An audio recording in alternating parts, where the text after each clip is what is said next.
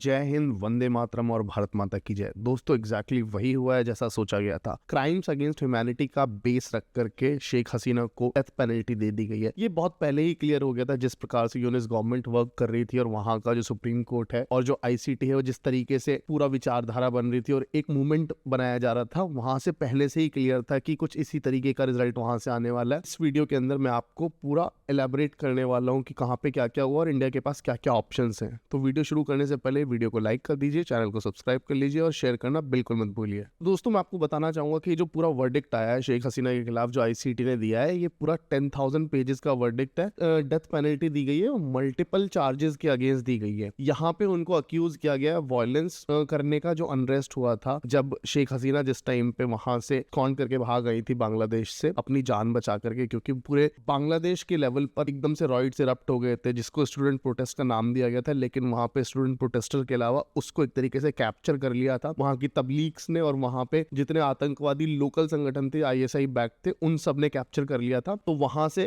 शेख हसीना को बच के निकलने के लिए इंडिया आना पड़ा था और वो तब से अब तक इंडिया के अंदर ही एग्जाइल में एक तरीके से। यहाँ पे उनके ऊपर एक और इल्जाम लगाया गया था जिसमें उनको एविडेंस डिस्ट्रॉय करने और जो प्रोटेस्ट हो रही थी उनको सप्रेस करने का इल्जाम लगाया गया था। और सबको मिलाकर के इन्होंने एक सबसे बड़ा इल्जाम लगा दिया था जिसमें इन्होंने बोला था कि इन्होंने ह्यूमन राइट अब्यूज किए ढाका के अंदर और उसके एवज में जो आईसीटी ने निर्णय दिया है उसमें उनको डेथ पेनल्टी दी गई है। बांग्लादेश में हर जगह वायलेंट प्रोटेस्ट हो रहे हैं, लोग सड़कों पे आ गए हैं, आगजनी हो रही है और एक तरीके से केओस का माहौल फैल गया है। पूरा बांग्लादेश शटडाउन हो चुका है एक तरीके से और जितनी भी जगह बची हुई है वो शटडाउन होने की कगार पे है। आने वाला टाइम बांग्लादेश में बहुत ज्यादा टेंशन से भरा होने वाला है और जिसे देख करके अभी से ही यूनुस जी के तोते उड़े हुए हैं। दोस्तों यहाँ पे मैं आपको एक आयरनी बताना चाहूंगा। जिस कोर्ट ने आज शेख हसीना को सजाए मौत दी है 2009 के अंदर शेख हसीना ने ही स्थापना की थी इस कोर्ट, और आज देखिए आज उन्हीं को सजाए मौत इसी कोर्ट ने दे दी है।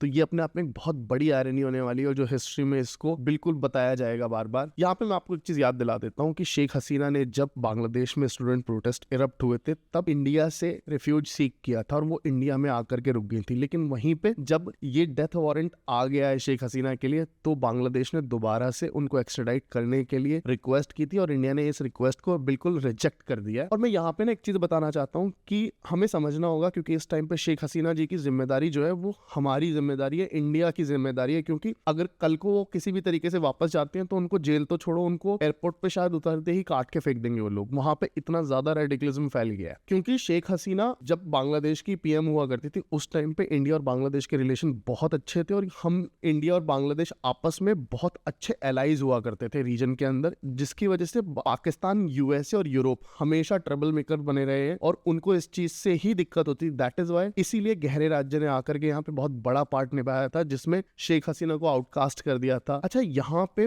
मोहम्मद यूनुस के तोते उड़े हुए हैं और उनके ऊपर हमले शुरू हो गए हैं। और जब मैं बोल रहा हूँ उनके ऊपर हमले शुरू हो गए मतलब लिटरली उनके ऊपर हमले हुए हैं क्योंकि उनके घर के बाहर एक एक्सप्लोजन की खबर भी आई है। बताया जा रहा है कि ये जो शेख हसीना के प्रोटेस्टर्स थे उन्होंने एक्सप्लोजन किया है बट जिसकी अभी तक किसी ने पुष्टि नहीं करी है। और आपको यहाँ पे एक बात समझनी होगी, जो मोहम्मद यूनुस है इसको किसकी बैकिंग है? इसको यूएसए की बैकिंग है और ये एंटी इंडिया काम इसलिए कर रहा है क्योंकि यूएसए और सीआईए चाहते हैं कि वो एंटी इंडिया काम करे, इसलिए शेख हसीना को हटा करके मोहम्मद यूनुस को यहाँ पे लाया गया था। बट इतने सारे अनरेस्ट के बीच में आगे आने वाली सिचुएशन क्या हो सकती है, मतलब फ्यूचर में हमें क्या देखने को मिल सकता है? आने वाले टाइम में शांति तो हमें बांग्लादेश में बिल्कुल देखने को नहीं मिलेगी।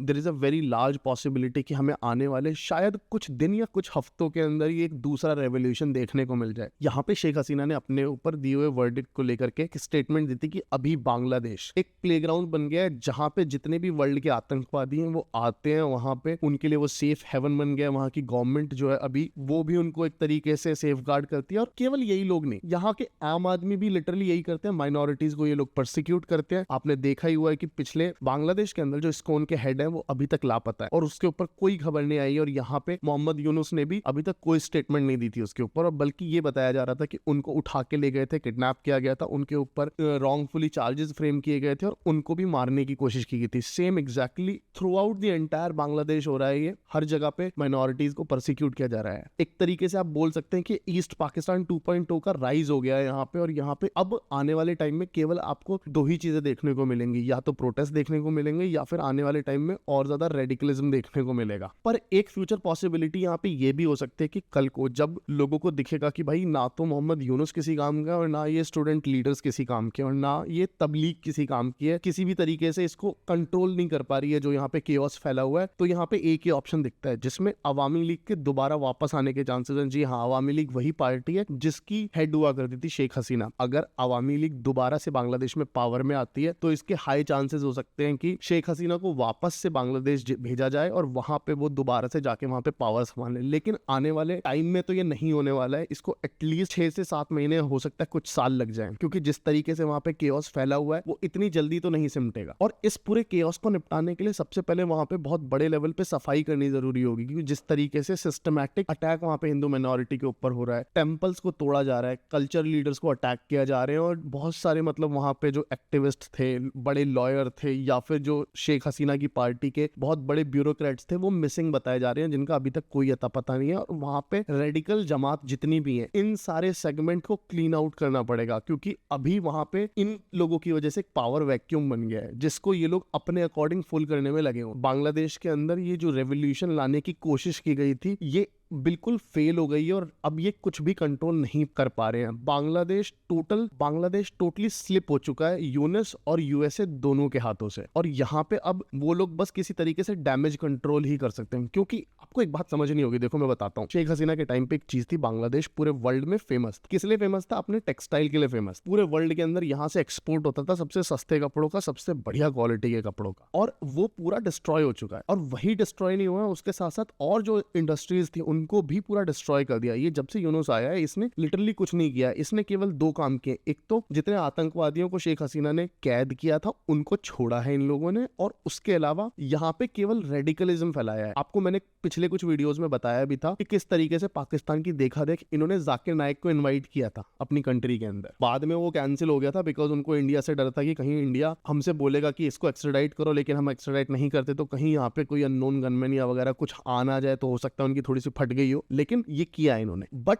जब से यूनुस आया है पूरा का पूरा बांग्लादेश एक प्लेग्राउंड बन के रह गया। यहाँ पे अब आपको केवल 3 तरीके के लोग मिलते हैं। एक तो वो जो रेडिकल है, दूसरे वो जो रेडिकल लोगों से इन्फ्लुएंस्ड है, तीसरे आपको यहाँ पे केवल स्पाइस मिलेंगे। इस टाइम पे वहां का आम इंसान भी बहुत ज्यादा रेडिकल है, और हमें एक चीज समझनी होगी, इन रेडिकल्स को हम इतनी इजीली टैकल नहीं कर सकते। अभी यहाँ पे अवामी लीग जो शेख हसीना की पार्टी है उसने पूरे नेशन वाइड प्रोटेस्ट डिक्लेयर कर दिया है। उन्होंने कह दिया कि हम एक रेजिस्टेंस मूवमेंट अपना स्टार्ट कर रहे हैं। इन्होंने ये डिक्लेयर किया था नवंबर 14 से 17 तारीख तक के लिए, जब तक वर्डिक्ट नहीं आता। लेकिन अब जब से वर्डिक्ट आया है तब से और ज्यादा इंटेंसिफाई हो गया है ये जो मूवमेंट था पूरा। अब इसमें आपको और बहुत ज्यादा चीजें देखने को मिलेंगी। आने वाली पॉसिबिलिटी, मतलब कल को अगर चीजें ठंडी होती हैं तो एक पॉसिबिलिटी है कि अगर अवामी लीग कुछ पावर ग्रिप करने में कामयाब हो जाती है तो जो शेख हसीना के बेटे हैं उनकी पॉलिटिक्स में एंट्री हो जाए यहाँ पे। क्योंकि इस टाइम पे सबसे ज्यादा जरूरत है बांग्लादेश को केवल 2 चीजों, एक तो नेशनलिस्ट सपोर्टर्स और दूसरा एक बहुत बड़ा पॉलिटिकल रीसेट।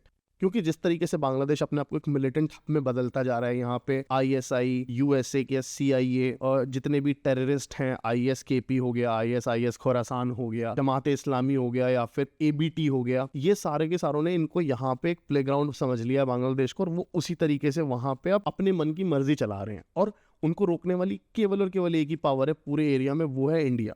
यहाँ पे आप एक चीज समझिएगा, हमको बहुत सोच समझ के हर चीज करनी होगी, क्योंकि आप किसी पे आउटस्पोकन डायरेक्टली जाकर के अटैक नहीं कर सकते। यहाँ पे केवल 2 पॉसिबिलिटीज हैं जो हमें करनी होगी। यहाँ पे हमें एक चीज करनी होगी, पहली बात तो हमें बांग्लादेश को फिर से तोड़ना होगा। जैसे हमने पहले पाकिस्तान से बांग्लादेश को तोड़ा था, अब बांग्लादेश को बांग्लादेश से ही तोड़ना होगा। बांग्लादेश के 2-3 हिस्से होने चाहिए। उसके बाद यहाँ पे एक बहुत ज्यादा मेन इंपॉर्टेंट चीज आ जाती है पाकिस्तान। यहाँ पे हमें रिक्वायरमेंट है पाकिस्तान के भी एटलीस्ट 3 हिस्से हो। बलूचिस्तान के अंदर जो मूवमेंट चल रही है, हम उसको किसी तरीके से इंटेंसिफाई कर सकते हैं नहीं कर सकते, हमें ये देखना होगा, और हमें उसी तरीके से इसको आगे डील करना होगा। बलूचिस्तान के ऊपर आने वाले टाइम में मैं एक वीडियो बनाने वाला हूं जिसमें मैं एक्सप्लेन करूंगा कि एग्जैक्टली बलूचिस्तान में क्या चल रहा है और किस तरीके से पाकिस्तान षड्यंत्र कर रहा है इंडिया के खिलाफ, और उसके तार जुड़ते हैं बलूचिस्तान से। यहाँ पे इंडिया की पोजीशन क्या है बांग्लादेश के अंदर? फिलहाल मैं आपको बताता हूँ, एक्स्ट्राडिशन तो नहीं होने वाला है किसी भी तरीके से शेख हसीना का, क्योंकि इंडिया ने हैंडओवर करने से बिल्कुल मना कर दिया। इंडिया हर चीज को बहुत क्लोजली वॉच कर रहा है। हमारे अपने भी वहां पे OGWs कुछ ना कुछ होंगे, आई एम श्योर, क्योंकि इंटेलिजेंस इंटेलिजेंस एजेंसी अपने कुछ ना कुछ जो पॉन्स होते हैं उनको हर जगह बिठा करके रखते हैं, और उसी तरीके से हम इस सिचुएशन को हैंडल कर रहे हैं। हम केवल वो क्रैक ढूंढ रहे हैं बांग्लादेश में जहां से हम पूरा बांग्लादेश को ना लिटरली दो फाड़ कर दे, और जिस दिन हमें वो क्रैक मिल जाएगा अच्छे से, या फिर उस क्रैक पे ग्रिप बन जाएगी, इंडिया बिल्कुल टाइम नहीं लगाएगा, क्योंकि इंडिया बिल्कुल क्लियर बैठा है अपने माइंडसेट से। अब हम किसी की बकैती नहीं सुनेंगे, बहुत हो गई बकैती, अब या तो इस पार होगा या उस पार होगा, लेकिन इस पार या उस पार करने से पहले का जो होमवर्क है इंडिया केवल अभी वही कर रहा है। जो दिल्ली विलास था उसके डायरेक्ट कनेक्शन मिले हैं बांग्लादेश से। मैं आपको बता देता हूँ, ये बिल्कुल भी इस तरीके से नहीं छोड़ा जाएगा। आने वाले टाइम में बांग्लादेश के लिए बहुत मुश्किल टाइम आने वाला है, और मोहम्मद यूनुस हो या ये जितनी भी जमातें बैठी हो या फिर ये मसूद अजहर वगैरह बैठे हो पाकिस्तान के अंदर, इन सबको एक धोरे से पिला जाएगा, और ये सब पिलेंगे। आज नहीं तो कल पिलेंगे, पर पिलेंगे जरूर। आप मुझे बताइए कमेंट्स के अंदर कि आप क्या सोचते हैं कि कितने टाइम में बांग्लादेश के अंदर ये चेंज या रेवोल्यूशन देखने को मिल सकता है।